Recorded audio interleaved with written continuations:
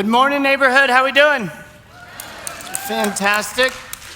Well, hey, in the 1970s in the UK, there was a popular TV show that starred a comedy group you may have heard of, Monty Python. Anyone familiar? You've heard Monty Python? Well,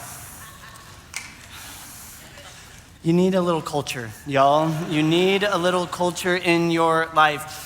Sometimes they were just referred to as the Pythons. Their show was Monty Python's Flying Circus. And while not initially popular, over the decades, it's actually gained a little bit of steam and kind of has this kind of weird kind of cult following, kind of fan base to it. Eventually, though, this comedy group, the Pythons or Monty Python, they wanted to film a full-length feature film, which they called Monty Python and the Holy Grail. Now, the British film industry actually wanted nothing to do with this. I mean, they were like, these guys are so weird and so fringe. Like, we're not going to invest in a film for these guys. So what Monty Python did, the group, they did have some fans that were kind of a big deal and kind of famous and kind of wealthy. And so they said, look, the British film industry is not going to fund this. Would you guys help us fund this? And so they went to people like Led Zeppelin, Pink Floyd. I mean, they went to big artists that they were friends with, and these guys actually gave them money for them to write, direct, and film Monty Python and the Holy Grail. Now, again, like their TV show, didn't have like huge box office, like, oh my gosh, but over the decades, it's really grown. And there's a bit of a cult following, just like the TV show. And it's now today considered, Monty Python and the Holy Grail is literally considered one of the greatest comedies of all time. It's got these amazing kind of classic, iconic one-liners, completely absurd humor, and maybe low-budget charm might be the best way to talk about it. Now, if you've never seen this movie, Monty Python and the Holy Grail, number one, you've made poor life choices. So you've got to reevaluate your life. But two, you can fix that today. You can go home and watch Monty Python and the Holy Grail, and your life will be different on Monday, I promise. Now, don't email me and be like, that was the stupidest movie ever, because it is the stupidest movie ever. But it's so funny and so classic, and I bring it up because it makes fun of religion. That's the whole movie. It's like one big joke about religion. And just a quick recap, it follows King Arthur on a quest to find the Holy Grail with his band of knights. And as they're on their quest to find the Holy Grail, they keep bumping into these like absurd tests that they need to kind of pass. And every test is sort of mocking some different angle of church and religion. And the punchline of the whole movie is that religion is a lot like a quest for the Holy Grail.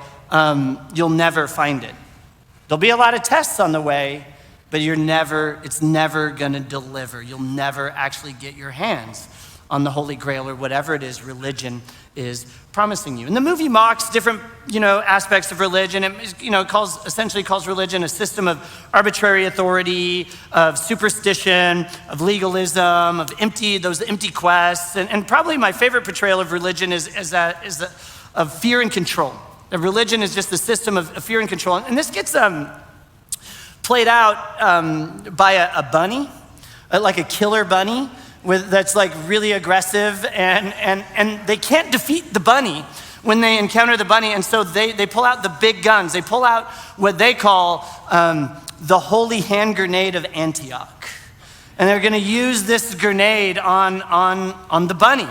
And so they do. They throw the holy hand grenade, and it's just a really absurd but funny scene where they do this. And here's why I tell you anything about Monty Python and the Holy Grail and holy hand grenades and all of that. Because here's my punchline for today's sermon. Jesus is our holy hand grenade that has come to shut down all religion. Jesus is our holy hand grenade that has come who's come to shut down all religion. Not an aspect of religion, not to make fun of religion, but to dismantle it altogether. For Jesus, religion has got to go. Now, if you're just joining us, we are at the tail end. We've got this week and next week of a series that we've been calling 30 Words. And essentially, our series is, the big idea of our series is we believe we can summarize the entire story of God in 30 words. Now, in Christianity, this summary is often referred to as the gospel. The gospel. Now, I know that's kind of a churchy word, but that's kind of how we talk about it. It's a simple way of talking about it. And all it means is not complicated. It just means the good news message of Jesus. The gospel is the good news message of Jesus. And we've been repeating this over and over throughout the entire series. And we've said, listen, I know you've been duped, perhaps some of you, into thinking that Christianity is just a set of rules and rituals, or Christianity is good advice, or good philosophy, or good doctrine, or good ideas, but it's not any of that. At the heart, at the core of Christianity, it has always been just very simply good news. Just good news. Now, I know Christianity over the years has not necessarily made it about good news, and maybe your experience with church is that it's a lot of bad news. But again, at its core, when we peel back all the layers and all the different ways maybe we've messed it up, Christianity is simply good news. And we think we can communicate that good news in 30 very simple words. And here they are. Here they are. Jesus is God with us, come to show us God's love, save us from sin, set up God's kingdom, and shut down religion so we can share in God's life. Let's actually read it together, because we've been kind of repeating this again and again and again, and we kind of want you to kind of bury it deep. So let's read it out loud together.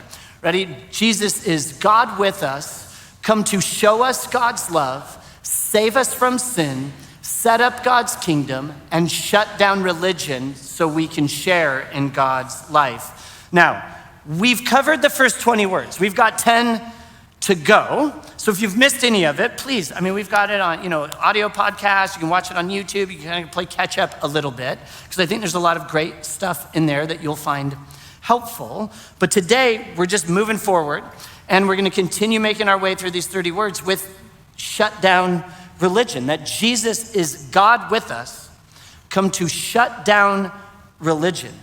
Jesus is our holy hand grenade that has come to blow up religion, if you will. Or as my friend, late friend, Steve Harms used to say, that Jesus came to kill religion before it kills you. And before I go any further, I want to make sure we're on the same page in terms of what I mean when I'm talking about religion. So here's what I mean.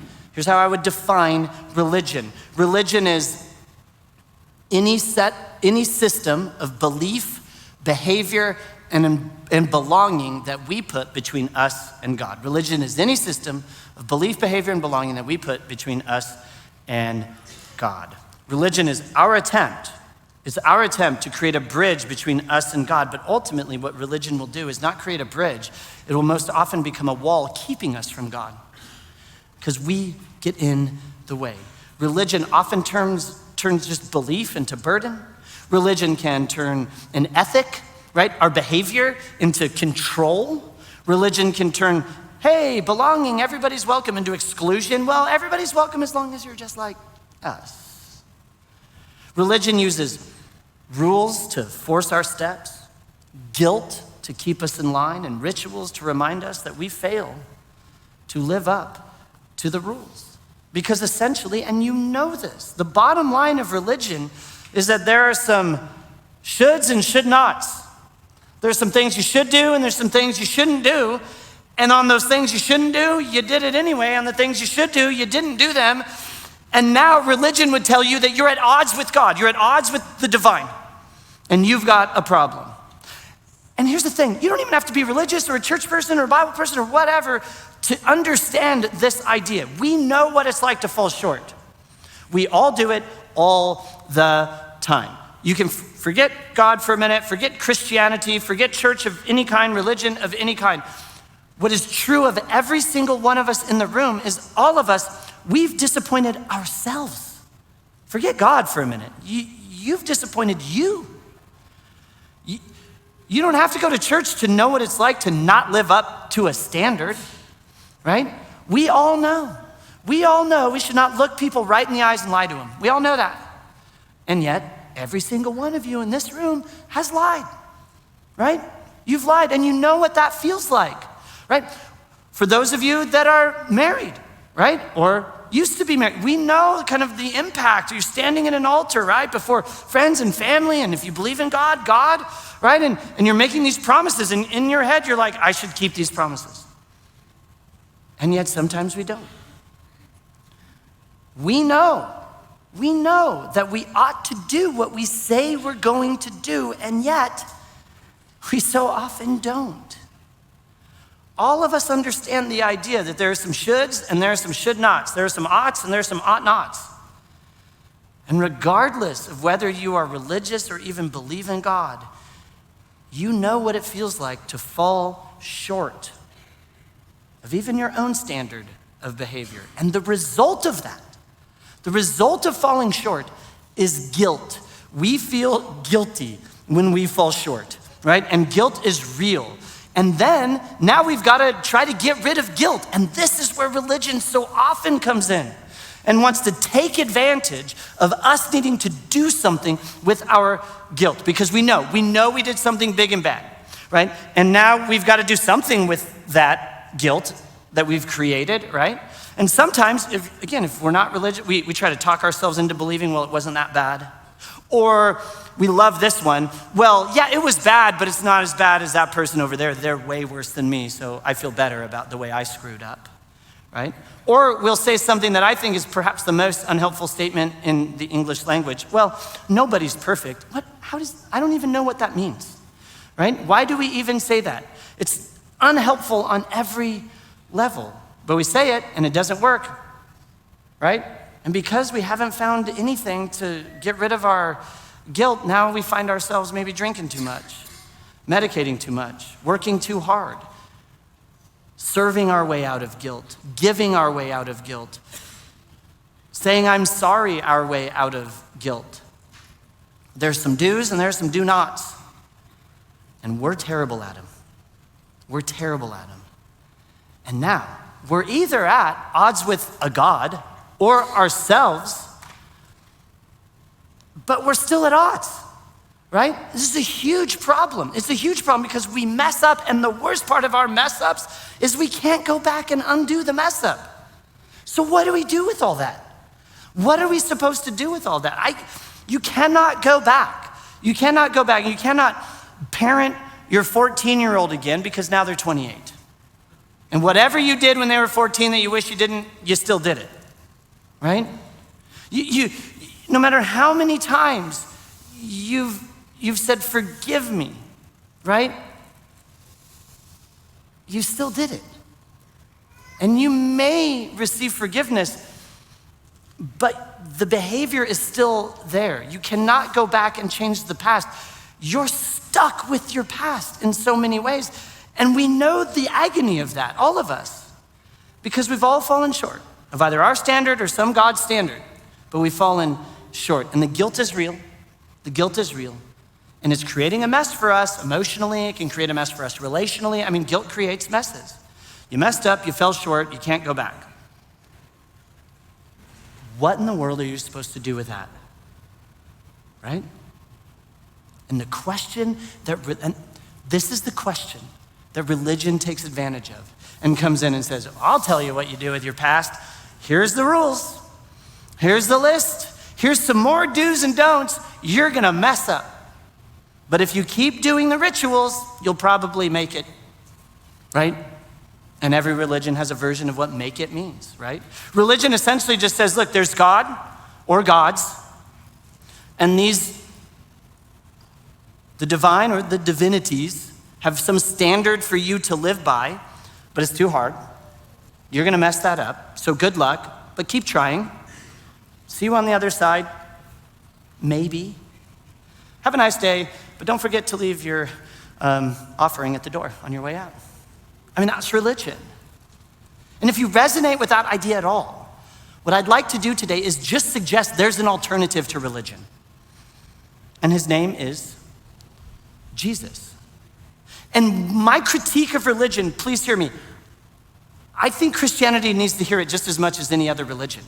Just a casual look at church history reveals that Christianity very much needs to hear the message of Jesus, at least as much, if not more so, than other religions. And this may surprise you, but Jesus did not come to found a religion that we call Christianity at all. It's true that a religion arose centuries after he lived that has been called Christian, but I think what you'll discover if you look at the life of Jesus is that his life was antithetical to religion, the opposite of religion. He didn't want any part of religion.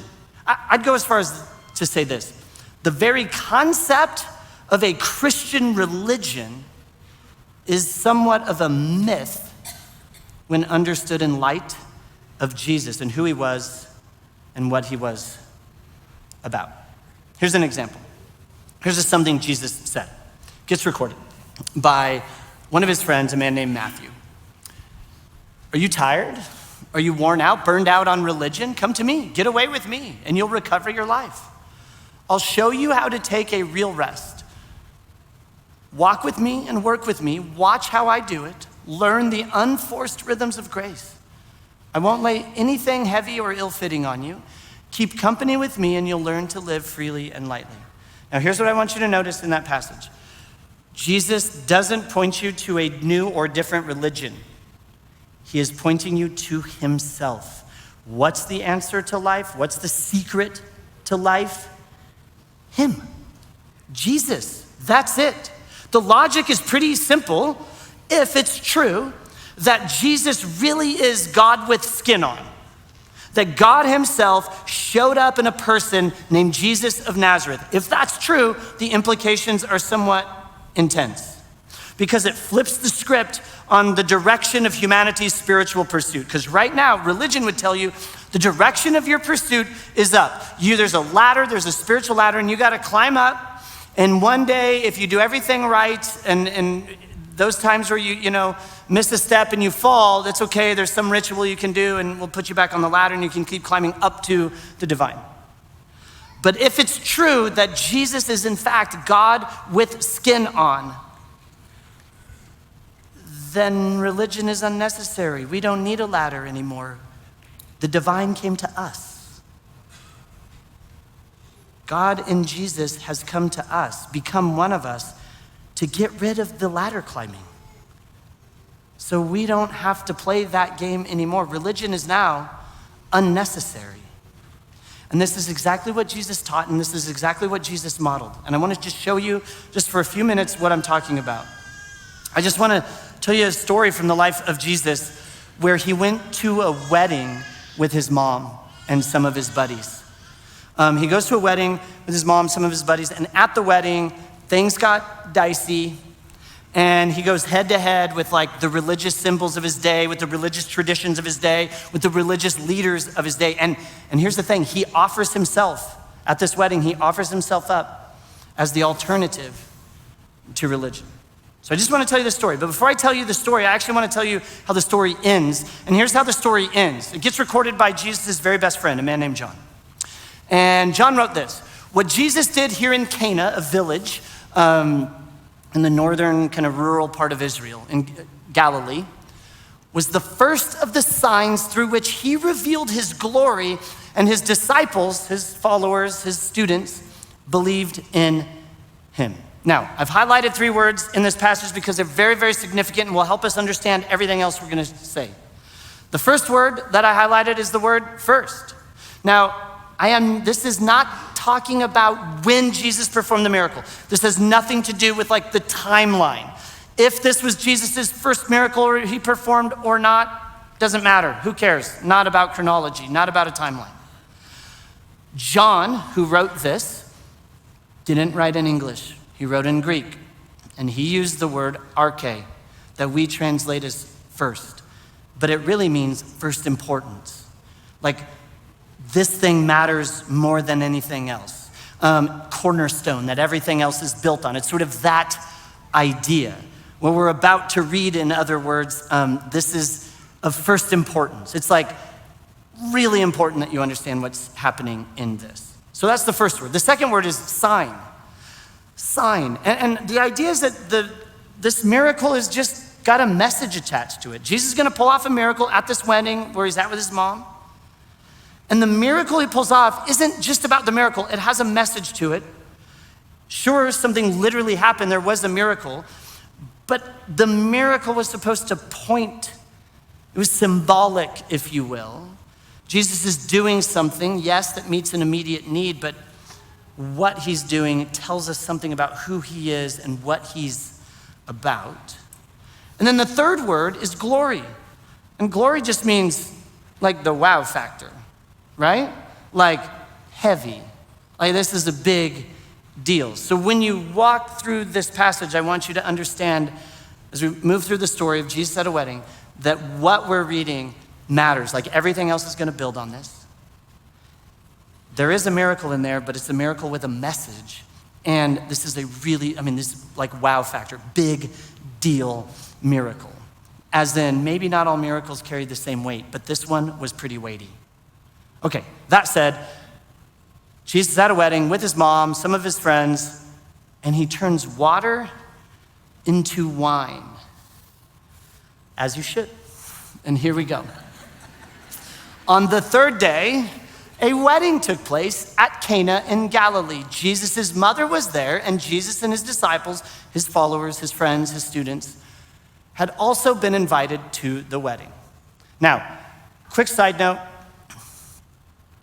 weddings in ancient Israel weren't just about the bride and the groom. They were also very theological. They had like a spiritual meaning attached to them. Because in Israel, and this is in Jesus' Bible and the Hebrew Bible, what we would call our Old Testament, and even in the Christian scripture, God is presented as the husband and the people are presented as the bride. And at the end of days, when God comes back and restores and renews everything and everything that's broken is gonna be mended and healed and all of that, that's the day where there will be a wedding feast, where we'll be united as the bride with our groom. Right? And so weddings kind of have this like big sort of theological point to it. So they were really, really, really important. But they ran out of wine. And so at that point, the party's just not as cool, right? And so here's what we read. When the wine was gone, Jesus' mother said to him, "They have no more wine." Now, again, this had a spiritual or theological kind of issue because wine was symbolic in Jesus' context of like God's blessing and abundance. And apparently God's blessing and abundance had dried up. And Jesus' response to his mom is, "Woman, why do you involve me?" Jesus replied, "My hour has not yet come." Okay, by hour, he's not talking about like, look, I'm gonna turn the water into wine, but it's only 7. I can't help it that the wine got drank fast. I wasn't gonna do this till 10. That's not what he's talking about. By hour, he's referring to the events that will ultimately lead to his death. In other words, Jesus is saying, it's not time for me to die yet. I'm not supposed to go public with my message of grace that will ultimately end up killing religion, but it's also gonna kill me as a part of that. Right? I will be killed by the religious. Jesus seemed to think that if he does what his mom's asking him to do, he's gonna start a series of events that will ultimately lead to his own death. Now, anyone notice that Jesus called his mom woman? Have you ever just walked up to your mom and went, "Woman"? I just wanna hear a kid do that just to see what the mom does, because it would be amazing. Now, you may think in your head, well, but it was a long time ago, and maybe in first century Jewish culture, that was just cool to call your mom woman. In point of fact, it was not cool to call your mom woman. Lots of things that a son could call his mom, woman not being one of them in Jesus' day, right? So there's something else going on that we need to kind of understand. And here it is. Jesus isn't just, calling his mom woman to be a punk, like, are you kidding me? Why are you bringing this up? Right? That's not what he's saying. Essentially what he's saying is, if I do what you're asking me to do, our relationship is going to shift. We'll always be mother-son, but if I do what you're asking me to do, our relationship's gonna shift, and I won't be so much your son as I will be the son of God. And I won't be your son as much as you'll be my disciple, and I'll be your Lord. It's not gonna be the same, Mom, if we go down this road. Mom, do you realize what you're asking of me? Because it's gonna cost you too. Here was Jesus' mom. By the way, you should probably know, her name was Mary. Here's what she said. His mother said to the servants, do whatever he tells you. Nearby stood 6 stone water jars, the kind used by the Jews for ceremonial washing, each holding from 20 to 30 gallons. Jesus said to the servants, fill the jars with water, so they filled them to the brim. The story continues. Then he told them, now draw some out and take it to the master of the banquet. They did so, and the master of the banquet tasted the water that had been turned into wine. He did not realize where it had come from, though the servants who had drawn the water knew. Then he called the bridegroom aside and said, everyone brings out the choice wine first, and then the cheaper wine after the guests have had too much to drink. What a great party strategy, by the way, that we're learning here. But you have saved the best until now. Okay, I want us to focus on the jars. Isn't it kind of interesting that John, the author of this story, who's recording this moment in Jesus' life, he's not really giving us a ton of detail. He's just sort of like, yeah, this is happening and this is happening. But when it gets to the jars, I mean, we know everything about these jars. We know that they're stone. We know that they were used for religious ceremony. We know how big they were. We know that they were 20 to 30 gallons in size, right? I mean, we know a lot about it. And it's like John is saying to us, hey, this matters the most. I'm gonna give you the most detail about these jars because these jars are what this whole thing's all about, right? We're not given detail like that anywhere else. But here, detail, detail, detail. And one of the details we're given is that these jars that Jesus used for the miracle, they come from Jewish religious ceremonial jars. He didn't have to use these jars. If they were out of wine, there was a lot of empty wine jars running around. A lot, right? If they were out of wine. So he chose to use the Jewish religious ceremonial jars, right? Because Jesus essentially is saying to mom, look, I'll do what you're asking me to do, but I am in this moment going to create a divide between myself and the Jewish religion. Religion and I, there will be a divide. And it ultimately will be to my end. Jesus will die because of what he's doing. Jesus tells the servants, go ahead, you see those 6 stone jars used for the religious rituals? Let's fill those up with water, and you'll be able to serve wine out of them. Very cool party trick. Now, here's why this is so significant. Jesus is intentionally going out of his way to desecrate a religious icon. That's what he's doing. There would have been empties everywhere. He's going out of his way to desecrate a religious symbol. It was absolutely unnecessary, but Jesus goes out of his way to do it to make a point, to perform a miracle while making a statement, right? Every detail matters in this. 6 jars. Within Jewish theology, 6 is a symbolic for incomplete. 7 was complete. 6 was incomplete. There just happens to be 6 jars, as if to say, yeah, you know what those jars are used for? Religious ritual? Yeah, religious ritual, it's incomplete. It's just not gonna get you where you need to go. It's kind of like Monty Python's quest for the Holy Grail. Lots of tests, lots of hoops, lots of things for you to do and not do, but at the end of the day, it's incomplete. It won't give you what you actually need. We're told they're stone jars, right? In Jesus' Bible, the Hebrew scripture, our Old Testament in the 3rd book, there's a book named Leviticus. We're told that clay jars would have been the most common jar around in Israel, but clay jars were fine, but would have been impure. There would have been a lot more impurities in clay jars rather than stone jars. So in Israel, if you were gonna do anything religious, it had to be stone and not clay. That's what he's sort of getting at here. So these stone jars were used for a religious ceremony. Now, here's why this is kind of important. I don't know if you know this, but the entire ancient Judaism operated on a system of what we can call religious cooties, and you can catch those cooties. So if I did something wrong and then I'm now religiously impure and I touch you, you're now religiously impure. Or if I do something that makes me religiously impure and I sit in a seat and before I was cleansed and you went and sat in that seat, well, you just sat in an impure and unclean seat, so now you have the cooties. I mean, everywhere you go, you could just get religious cooties. And if you had those religious cooties, you would have to take a bath, essentially, in what they called a mikveh. You'd have to dunk yourself. You'd have to baptize yourself in like an ancient stone jacuzzi, right? And many people, if they could afford them, had these mikvahs in their homes because they were always screwing up and they would need to take a bath a lot, right? So they had the tubs. And if you go to Israel ever, there's mikvahs everywhere. I mean, they have dug up so many, they are all over the place. But many people couldn't afford their own stone jacuzzi. So instead, they would have these stone jars. And you would dip your hand in them, right? As if to say, if I've touched anything that's made me impure, if I've done anything that's made me unclean or impure, I've now been made clean by dipping my hands into these ceremonial jars.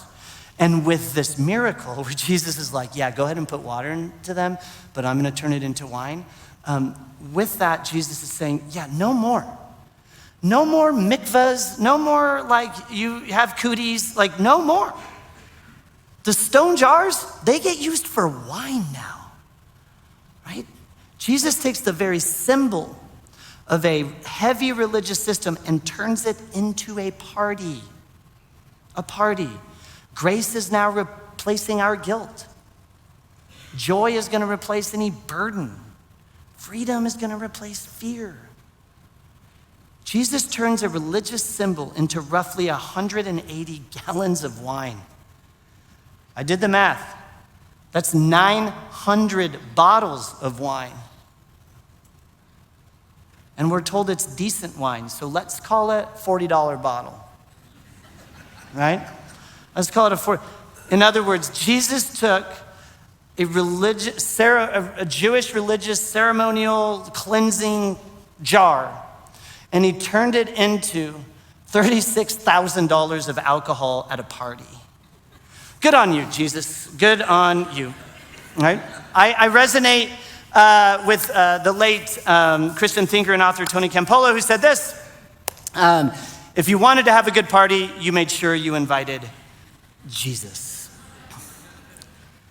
I think it's pretty hard for us to grasp just how insane what Jesus does in Cana at this wedding, how insane it would have come off to first century Jewish people. I mean, this is a really, really big deal. The only thing I could possibly think of was let's pretend it's Baptism Sunday. If you've ever been here for Baptism Sunday, we're baptizing people. We have a little portable jacuzzi that we put right here.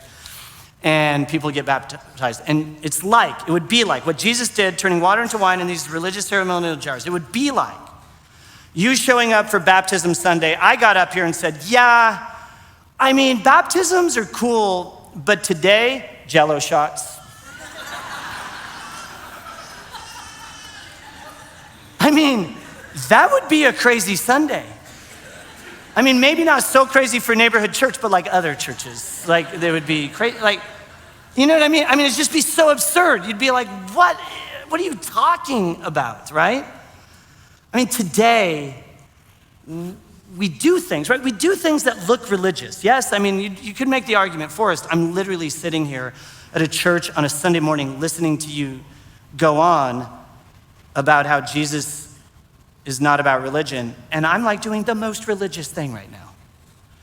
And I've prayed, and I've been baptized, and I read the Bible. Yeah, sure. But Jesus, listen, here's the difference. Jesus has now given us the freedom to do those things because you want to, not because you have to. There's no more hoops. You're not climbing any ladder. You could do all of those things or not do all of those things, and Jesus will love you the same. Now, we do those things because we have the freedom to, and we desire a relationship with the one who has killed religion on our behalf. But we don't have to. Jesus is getting rid of religion. He's turning water into wine, and he's using religious ceremonial jars to do it because he knows religious ritual is like a zero-sum game, right? Because with religious ritual, you just have to keep repeating the same procedure over and over and over again to keep God happy and yourself pure. Maybe this is the best way I've ever heard it explained, and I'm just so grateful. It was one of my seminary professors, his name's Mark Baker, and he wrote a book called Center-Set Christianity. And I've talked about this before, and we're just gonna keep talking about it because it's just so important. But he said, listen, there's basically two ways to look at church and Christianity. There's a bounded set and a centered set. And essentially the bounded set is the religious approach, right? That there's a clear boundary. That's why it's bounded. And that boundary is made up of all the things you gotta do or not do, all the do's and do nots and all the oughts and ought nots and all the shoulds and should nots. And if you get it right enough or convince the people who are already in that you've done it right enough, then they'll let you in. But if you haven't, you're out. You're not in. You don't make the cut and you get uninvited to church or whatever it is. And if you challenge this system at all, if you question or doubt or color outside the lines, you'll very quickly find yourself back out. That's religion. The bounded set is that's religion. And it's very important that we understand Jesus did not come to create another bounded set that we can just call Christianity and throw Jesus' name around so it's cooler. No, Jesus came to dismantle bounded sets and to create a centered set with himself at the center. In a centered set, the question isn't, are you in or out? It's just, where you at? I mean, what's your trajectory? Where are you at in relation to the center? And your story is your story. You can be anywhere in relation to that. Very few spiritual journeys have a straight line to, well, I was over here and I was, kind of messed up and my life was derailed and I just walked a very straight path right into Jesus and now I'm, whatever, super Christian. Like, no one's story is that. It's like up and down and all around. It's 2 steps forward, it's 1 step back, it's crazy. And that's okay, because it's just about trajectory. We're just asking trajectory questions now. We're not asking in or out questions now. And I think it's why Jesus can say something like, come to me. Like, take a step towards the center. If you're tired, burdened by religion, and that problem we talked about earlier, how we've all fallen short, and we all are dealing with guilt that we really can't do anything about because we can't go back and change the past, if that's on you, come to me.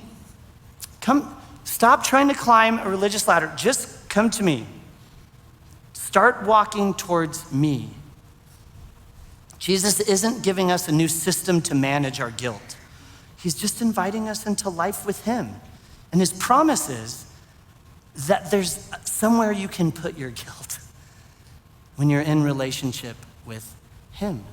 That doesn't have to drive you anymore. Jesus didn't come to start a religion. He came to shut it down. He is the holy hand grenade that blows it all up. He came to replace boundary marking Christianity and to give us grace. Grace instead of guilt, freedom instead of fear, joy instead of endless religious ladder climbing. And that wasn't just an invitation at Cana in Galilee 2,000 years ago. It's the invitation for us today, not to try harder, not to keep trying to build a bridge that ultimately is gonna be a wall between us and God, but to keep moving towards the one who turns water into wine, who is the holy hand grenade for religion, the one who is and has always been and will continue to be at the center of it all. Can we look at the 30 words again?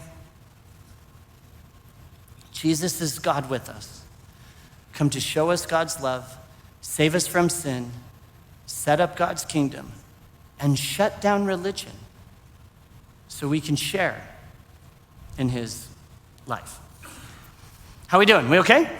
Yeah, we're good? All right, a couple things and then I'll pray. Don't forget, our prayer team will be down here to my left. If you're a guest with us, our next lounge is available, and we have pint glasses and coffee mugs. We'd love to give you one and just say hi. And gentlemen, Gentlemen, tonight is, again, the first Sunday of every month in the evening at Connect Coffee. We've got tons of guys that show up for something that we call the front porch. It's fantastic. If you need a space for community fellas, this is the great space for you. You can find out all the details in the next lounge as well. With that said, let's pray. Jesus, thanks. Thanks so much that you're the holy hand grenade that all religion's been looking for. The thing that blows up religion, this zero-sum game.